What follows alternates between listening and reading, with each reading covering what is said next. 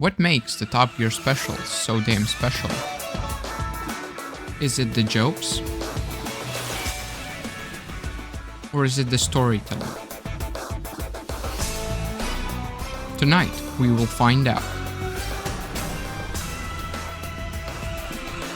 Across television, there's few media that survives the test of time. Shows that are so good, they are still enjoyed years later, and even more uncommonly, episodes of those shows. Well, that is the case with Top Gear, and more importantly, its specials. Whenever I want to revisit Top Gear, I always turn on a classic special, whether it be the Africa special or the Patagonia special. I have come to know Top Gear through these episodes that are about more than silly jokes and cars. But what exactly makes them so good and timeless? I mean, there are plenty of regular Top Gear episodes where Jeremy, May, and Richard do extraordinary and hilarious challenges. What makes the specials so much better and more recognizable?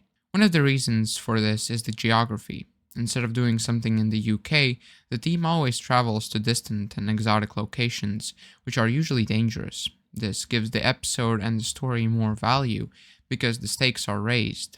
It goes away from the safe studio and usually presents a life or death situation. Though, is it really that simple? Just go away to some third world country and instantly get more recognition? Not really. One of the most identifying characteristics of a Top Gear special is the task at hand. The three, Clarkson, James, and Richard, are always presented with a supposedly, to them previously unknown, challenge.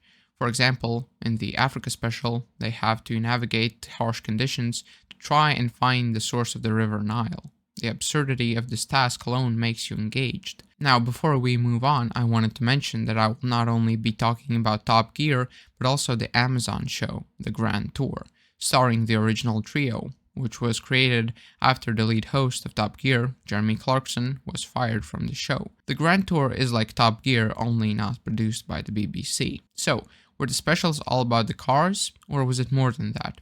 Top Gear was a car show, so it would make sense that even on these challenges, they would make it mostly about the cars. Thankfully, that is not the case. In truth, the specials were about forming a relationship with the car throughout hardship and peril. It was not about testing the cars or reviewing them. Hell, it wasn't even about the challenge they had to complete.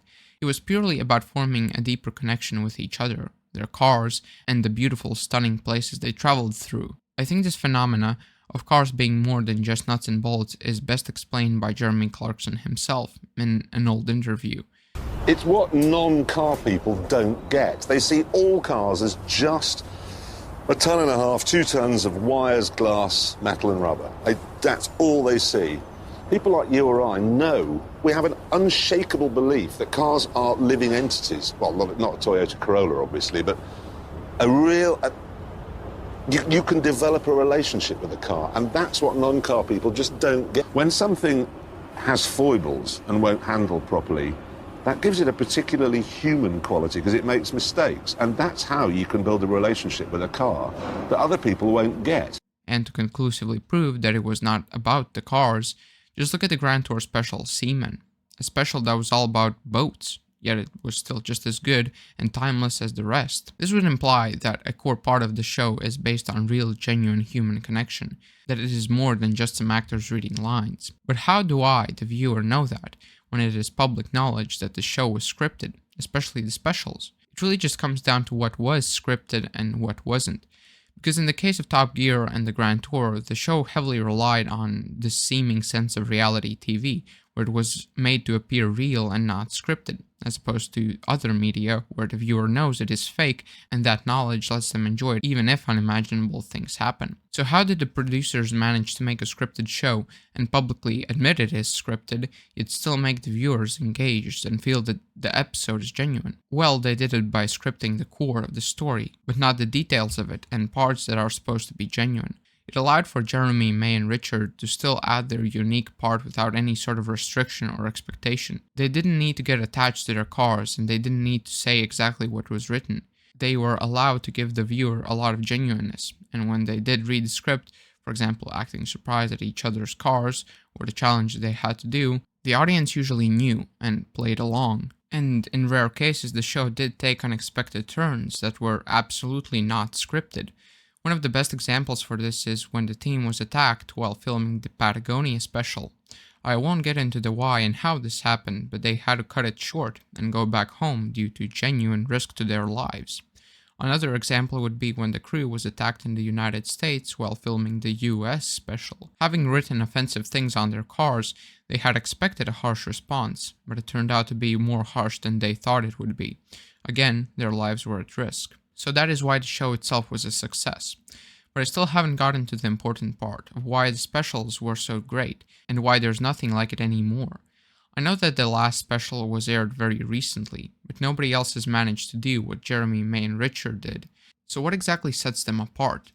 Well, it is really about the trio. As many of you know, after Jeremy Clarkson, James May, and Richard Hammond left, the BBC continued production, only with a different trio. And this is a core detail.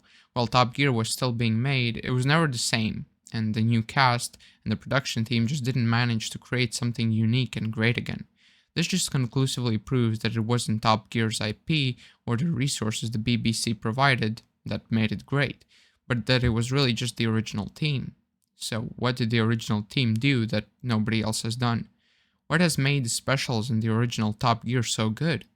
Well, it is that they simply found 3 people with perfect chemistry and then filmed them going on adventures. It really is that simple, and this has been a tried and tested method.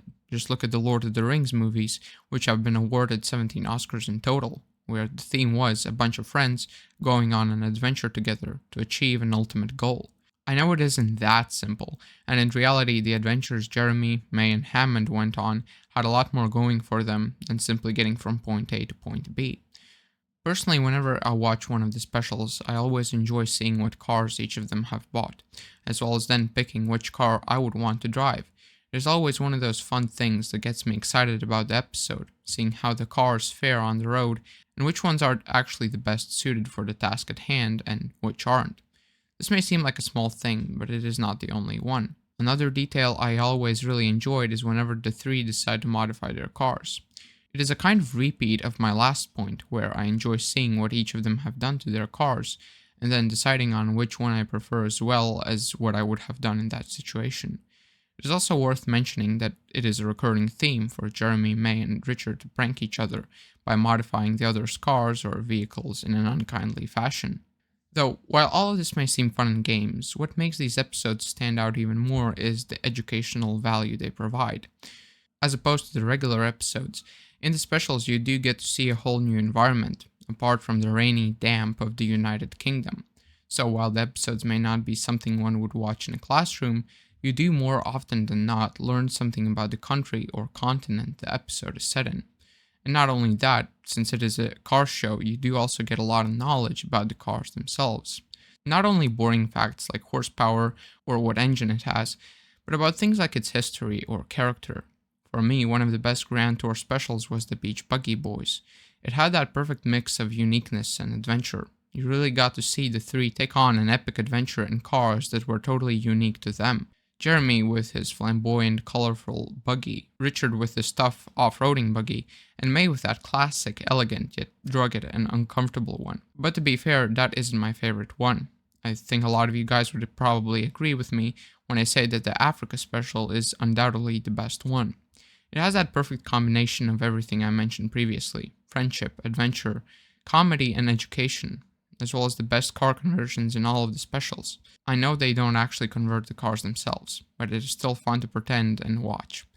It's one of those things that you know is scripted, but that fact doesn't manage to take away from the experience. So, those are my thoughts on what makes the specials so good and why nobody else has really managed to recreate that same brilliance. I think there will be something similar in the future eventually, and perhaps even better.